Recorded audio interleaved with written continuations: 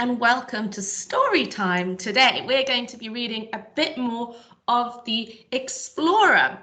Now let me just recap what's been happening so far. We have we have Fred, the main character. We have Leela, the nice girl with her younger brother Max, and we have Con, a slightly rude and entitled girl, and they're all stranded in the Amazon rainforest.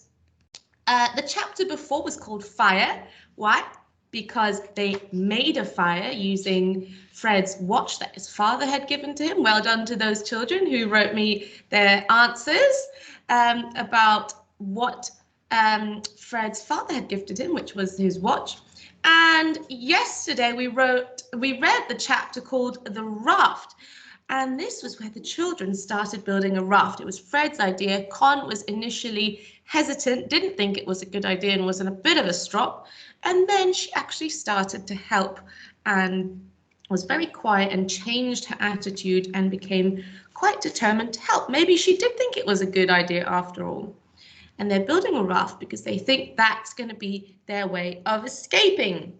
So let's read a bit more.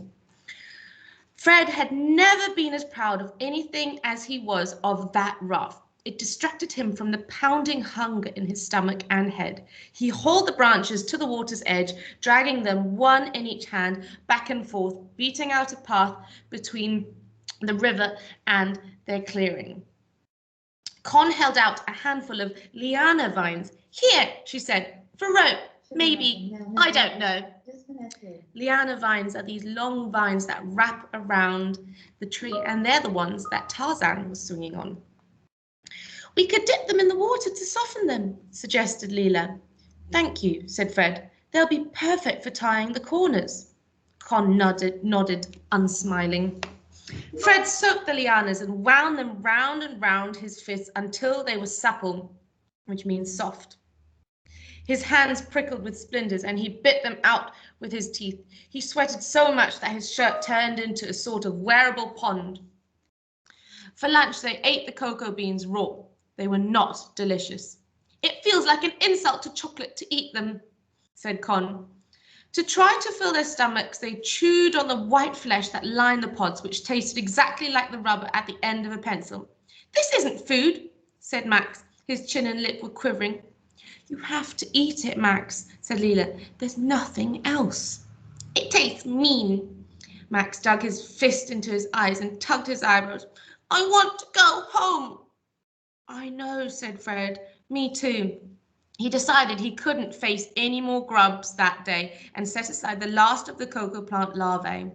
He turned back to the chunk of wood he was hacking into with a jagged edge stone. We're trying.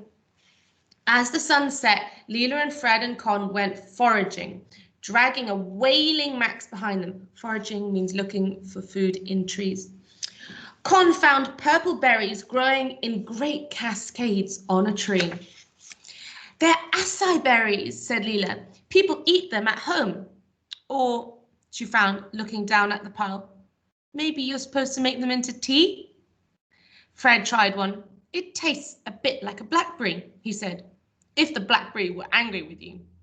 But it was a relief to have something to chew. Con tried one and sighed. I miss school dinners, she said. They might be better roasted, said Leela. They were not better roasted, but they ate them anyway. Fred crouched by the fire and crammed handfuls into his mouth, trying desperately to fill the churning hole where his stomach was usually located. That night, he woke in sudden excruciating need of the lavatory. Minutes later, Leela woke with the same trouble, following by Con and hopping, wailing Max. It was not, all in all, an easy night. Fred waded through his dreams to morning and woke feeling like he'd been kicked in the stomach. He turned on his side, groaning, and glimpsed through a hole in the green wall of the den the pile of vines they had prepared the day before. He sat bolt upright. The raft, he thought. He should be able to finish it that day. The others were asleep, sprawled on their stomachs in the warmth of the den. He scrambled out of the shelter and ran down to the river where he'd stacked the wood. The sun was hot and the air was clear. His skin had already burnt a furious red, but he barely felt it as he knelt by the pile of branches. He looped each of the branches together with lianas, working a figure of 8, tying them so many times over that the raft was deep green, every inch embroidered with vines. Embroidered means decorated. Fred worked fast, biting down on his wrist and swearing as quietly as he could when he drove a thorn into his thumb. He made 4 squares, each about 6 by 6 foot. What's the area of that? 6 by 6 foot.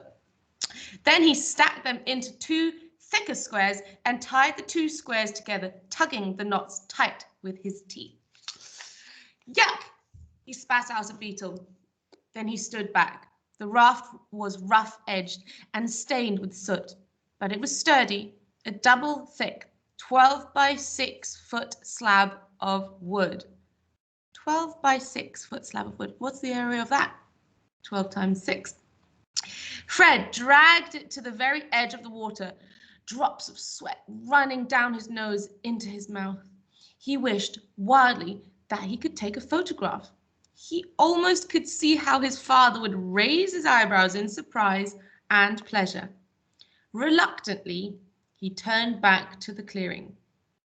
Reluctantly means you kind of don't want to do it, but you have to do it. Right, that's the end of the raft chapter. And let's see.